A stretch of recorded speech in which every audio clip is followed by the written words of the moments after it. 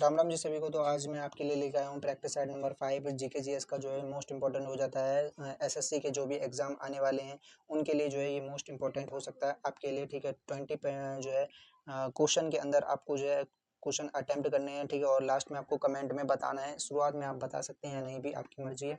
ठीक है, लास्ट में आपको जरूर बताना है कि मेरे 20 में से जो है कितने जो है क्वेश्चन सही गए हैं। ठीक है, तो पहले क्वेश्चन की बात कर लेते हैं। हमारा पहला क्वेश्चन हो जाता है कि तमिलनाडु जो है तट पर जो है अधिकतर वर्षा डैश और डैश के दौरान होती है। तो इसका जो है राइट आंसर क्या है? ए ऑप्शन हो सकता है, बी, सी या डी। तो इसका राइट आंसर की हम जो है बात करेंगे। तो इसका जो है राइट आंसर क्या होगा? तो इसका जो है राइट आंसर हो जाएगा अक्टूबर और जो है नवंबर के बीच में। ठीक है, अब जो है तमिलनाडु तट को हमारा जो है क्या कहा जाता है? ठीक है, तमिलनाडु तट के बारे में बात कर लेते हैं कि तमिलनाडु तट को जो है क्या कहा जाता है। तो तमिलनाडु तट को जो है कोरोमंडल तट जो है, कोरोमंडल तट जो है इसे कहा जाता है, तमिलनाडु के तट को। ठीक है, तो इसका जो है पहला आंसर हमारा हो गया। ठीक, दूसरे क्वेश्चन की बात कर लेते हैं। दूसरा क्वेश्चन दे रखा है हमें कि जो है निम्नलिखित में से किसे जो है सितंबर 2022 में भारत में त्रिपुरा से राज्यसभा के सदस्य के रूप में निर्वाचित किया गया था।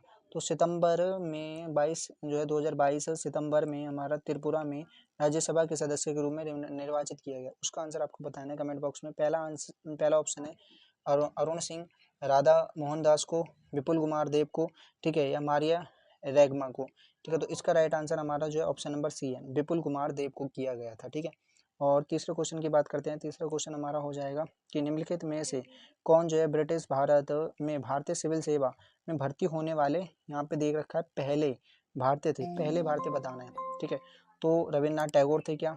ठीक है, रहीमतुल्ला एम साहनी थे, सत्येंद्र, तो हमारा जो है सत्येंद्र नाथ टैगोर इसका जो है हमारा राइट आंसर हो जाता है। और सत्येंद्र नाथ टैगोर कौन है? तो कोलकाता पश्चिम बंगाल के भारतीय जो है सिविल सेवक में इन्होंने जो है भर्ती कब ली थी? तो 1864 में लिया था। ठीक है, 1864 में इन्होंने जो है भर्ती हुए थे। और उसके बाद की बात करते हैं कि जो है ये जो हमारे क्या हो जाएंगे, तो एक लेखक हैं। ठीक है, ये हमारे एक लेखक हो जाते हैं और जो है संगीतकार हैं, संगीतकार हो जाएंगे ये हमारे। ठीक है, और तीसरे क्वेश्चन की बात, फोर्थ क्वेश्चन की बात करते हैं। तो फोर्थ क्वेश्चन हमारा हो जाता है कि मानव शरीर में भोजन और सतत नली से प्रारंभ होकर गुदा तक जाती है। ठीक है, तो इसका जो है राइट आंसर आपको बताना है, मुंह, गुआ, ग्रास नली, अमाशय या मलाशय। ठीक है, तो इसका राइट आंसर है हमारा मुंह गुआ। मतलब मानव शरीर में भोजन जो है और सतत नली से प्रारंभ होकर, कहाँ से प्रारंभ होता है भोजन? हमारे पहले मुंह गुआ में जाता है। मुंह गुआ में जाने के बाद जो है किस में जाएगा? ग्रासीन में जाएगा। ग्रासीन में जाने के बाद जो है ग्रास नली में जाएगा। ग्रास क्या कहते हैं? ग्रास जो है नली में जाएगा। ग्रास नली में जाने के बाद अमाशय में जाएगा। ठीक है, अमाशय में जाने के बाद किस में जाएगा? छोटी आंत में जाएगा। फिर उसके बाद जो है बड़ी आंत में जाएगा। ठीक है, तो पूरा लिखना पॉसिबल नहीं है, आप समझ सकते हैं वॉइस से। ठीक है, तो 5 क्वेश्चन के बारे में बात करेंगे कि जो है स्किल इंडिया मिशन की शासी परिषद की अध्यक्षता करते हैं, कौन करता है? मतलब गृह मंत्री करते हैं, प्रधानमंत्री करते हैं, राष्ट्रपति करता है, मुख्यमंत्री करते हैं। तो इसका जो है राइट आंसर अगर देखा जाएगा तो राइट आंसर इसका जो है प्रधानमंत्री करते हैं। ठीक है, बस इस क्वेश्चन में ज़्यादा कुछ याद नहीं करना। अब पाँचवीं और जो है छठी, पाँचवीं पंचवर्षीय योजना तथा जो है छठी पंचवर्षीय योजना की मध्य योजना को क्या कहा जाता है? मतलब जो बीच में इन्होंने मध्य योजना, आपने अगर पढ़ा होगा कि इसमें जो है थोड़े थोड़े गैप लेकर जो है योजनाएं चलाई गई थी, तो उनके बीच की जो मध्य योजना जो थी, तो जो मध्य योजना जो थी उसके बारे में बोल रहा है। तो उस योजना को इन्होंने क्या कहा? तो इस योजना को जो है राइट आंसर हो जाएगा रोलिंग। रोलिंग के नाम का नाम जो है इन्होंने दिया उस योजना को।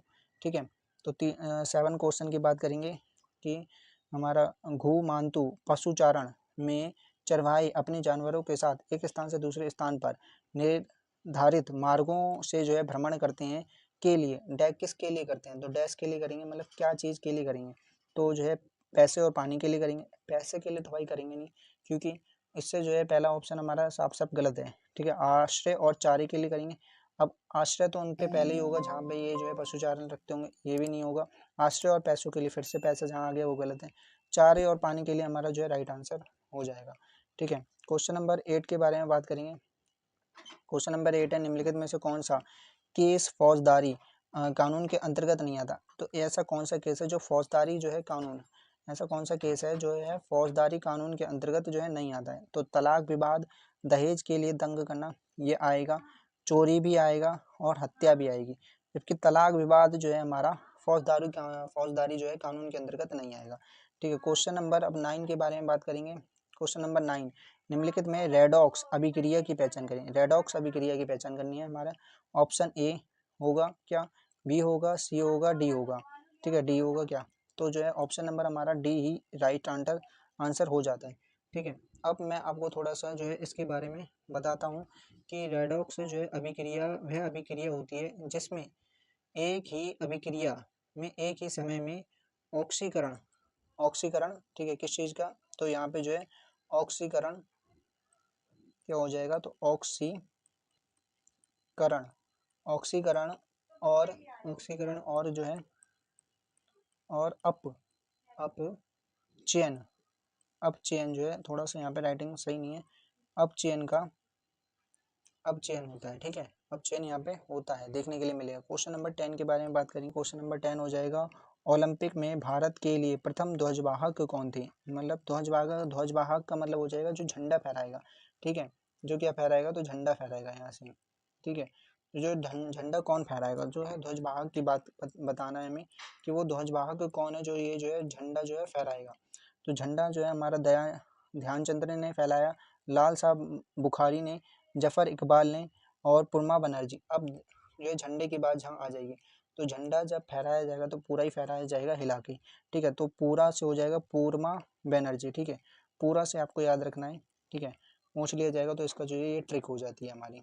ठीक है, और जो है 11वें क्वेश्चन के बारे में बात करेंगे कि महाशिवरात्रि हिंदू देवता भगवान शिव के सम्मान में हिंदू माह में मनाई जाती है। अब जो है भगवान शिव से जो है शिव जी जब इस दिन हम क्या पीते हैं, तो भांग जो है इस दिन हम क्या करते हैं, तो इस दिन जो है हम भांग पीते हैं। ठीक है, भांग पियेंगे तो क्या करेगा, लोग जो है गुनगुनाएगा।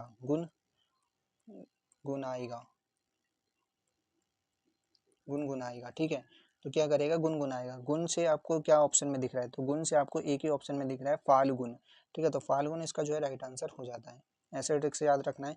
अक्टूबर 2022 के अनुसार भारतीय कम्युनिस्ट पार्टी के सचिव कौन थे? कम्युनिस्ट का मतलब कम से मतलब जो है बुला रहा है, तो कौन बुलाएगा? ठीक है, सीताराम जो है येचुरी बुलाएंगे, डी राजा। ठीक है, राजा हैं ये।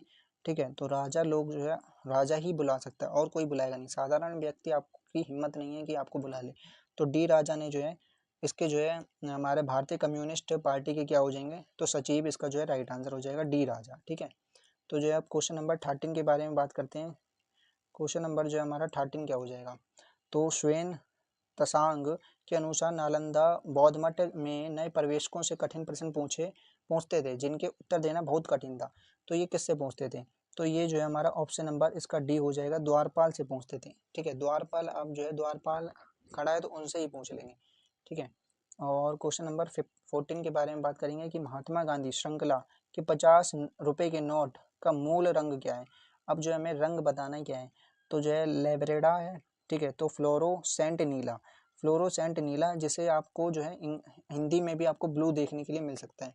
ठीक है, क्या देखने के लिए मिलेगा, तो ब्लू देखने के लिए मिल सकता है ऐसे, तो फ्लोरोसेंट ब्लू। ठीक है, आपको याद रखना है। और क्वेश्चन नंबर जो है 15 की बात करेंगे। क्वेश्चन नंबर 15 क्या है, तो बैडमिंटन में प्रत्येक खेल में कितने जो है पॉइंट, ठीक है, मतलब पॉइंट की बात हो रही है यहाँ पे, पॉइंट जो है पॉइंट्स होंगे, तो जो है यहाँ पे इसका राइट आंसर हो जाता है 21 पॉइंट होंगे। कितने होंगे, 21। ठीक है, कितने, इसका जो है राइट आंसर हमारा 21 है। ठीक है, इसको आपको याद रखना है।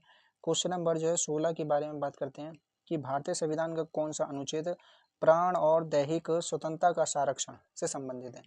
ठीक है, अब आपको जो है इसको मैं ट्रिक से आपको याद कराता हूँ, प्राण और दैहिक स्वतंत्रता का संरक्षण, सारे ऑप्शन याद कराएंगे। ठीक है, 19 में आर्टिकल नंबर 19 में जो है वक एवं अभिव्यक्ति की स्वतंत्रता है। वक एवं क्या हो जाएगा, तो अभिव्यक्ति आपको पूरा लिख नहीं सकता हूँ, तो वक एवं अभिव्यक्ति की जो है यहाँ पे अभिव्यक्ति की क्या हो जाएगी, अभिव्यक्ति की जो है स्वतंत्रता। ठीक है, अभिव्यक्ति की स्वतंत्रता आपको याद रखना है। ठीक है, आर्टिकल नंबर जो है हमारा 19 में हो गया वक एवं अभिव्यक्ति की स्वतंत्रता, जबकि प्राण और दैहिक स्वतंत्रता का संरक्षण किस में होगा, प्राण और दैहिक स्वतंत्रता का संरक्षण जो है आर्टिकल नंबर 21 में है। ठीक है, अब 20 में आप देख लेते हैं, इसका जो है राइट आंसर पे पहले टिक लगा लेते हैं, 20 21 हमारा जो है राइट आंसर हो जाता है इसका, डी ऑप्शन। ठीक है, और जो है यहाँ पे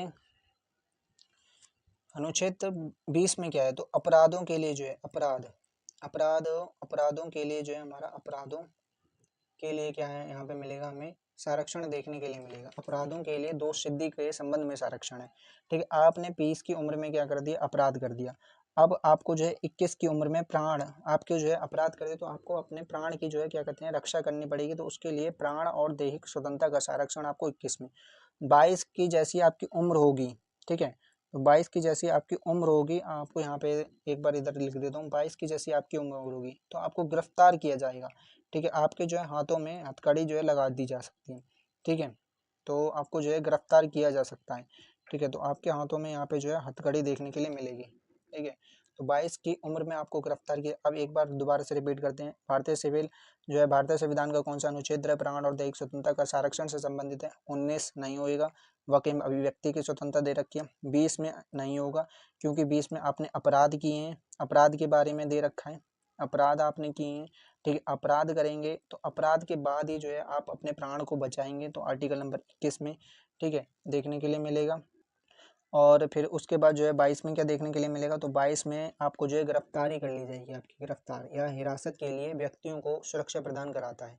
ठीक है, आपको ऐसे याद रखना है। क्वेश्चन नंबर 17 की बात करेंगे, निम्नलिखित में से कौन सा जो है आंध्र प्रदेश का एक जो है शास्त्रीय नृत्य पूछ रहा है। शास्त्रीय नृत्य है वो क्या है, कुचिपुड़ी। कैसे याद रखेंगे, तो कच्चीपुड़ी जो है, कच्चीपुड़ी अंधा व्यक्ति, अंधा जो है, अंधा से मतलब आंध्र प्रदेश को अंधा मानना है। अंधा व्यक्ति क्या कर लेगा, तो खा लेगा, आप थोड़ी ना खाओगे कच्चीपुड़ी। तो जो है 18वें क्वेश्चन की बात करेंगे, तो 18वां क्वेश्चन हो जाएगा साधनम पी.वी. बालकृष्णन को किस नृत्य शैली के लिए संगीत नाटक अकादमी पुरस्कार दिया गया था। तो इन्हें जो है किसके लिए दिया गया, कथक कली के लिए दिया गया। ठीक है, तो इसका डायरेक्ट आपको आंसर याद रखना है। क्वेश्चन नंबर 19 की बात करेंगे, अर्थव्यवस्था के प्रत्येक क्षेत्र द्वारा जीडीपी के लिए योगदान से ही होता है तैयार। तो क्या तैयार होता है, तो जो है सांकेतिक जो है ढांचा, सांकेतिक जो है ढांचा देखने के लिए यहाँ पे सांकेतिक जो है ढांचा देखने के लिए मिलेगा। ठीक है, ये जो है हमारा राइट आंसर इसका हो जाएगा ऑप्शन नंबर डी। ठीक है, उसके बाद जो हमारा 20वां क्वेश्चन, ये जो है जनगणना 2011 के अनुसार भारत में सर्वाधिक महिला जो है साक्षरता दर। अब इसको कैसे याद करना है, तो साक्षरता दर मतलब होता है पढ़ी लिखी। ठीक है, जो साक्षर होगा, जो पढ़ा लिखा होगा, पढ़ा लिखा कौन होगा, जो है केरल की महिला होगी। ठीक है, तो इसका ऑप्शन आपको देखने के लिए मिलेगा बी ऑप्शन। ठीक, केरल हो जाएगा इसका, जो है थोड़ा पेन का इशू है, तो यहाँ पे जो है बी ऑप्शन इसका, जो है बी ऑप्शन इसका राइट आंसर हो जाएगा। ठीक है, केरल मतलब करेला, के से केरल को आप करेला से याद रखना। करेला, करेला जब कोई व्यक्ति खाएगा तो उसका दिमाग तेज चलेगा, दिमाग तेज चलेगा मतलब वो पढ़ा लिखा होगा। ठीक है, पढ़ा लिखा होगा तो महिला पढ़ी लिखी होगी। तो ठीक है, तो महिला साक्षरता दर सबसे ज़्यादा हमारी कहाँ है, तो केरल में होगी। बस इस प्रैक्टिस में इतना ही। और 20 में से कितने जो है आपके नंबर आए हैं वो आपको यहाँ पे बताने हैं। ठीक है, कमेंट बॉक्स में कमेंट जरूर करना, और चैनल सब्सक्राइब नहीं किया तो सब्सक्राइब करें, बेल आइकन जरूर प्रेस करें। मिलते हैं एक और नई प्रैक्टिस सेट के साथ, तब तक जय हिंद, वंदे मातरम।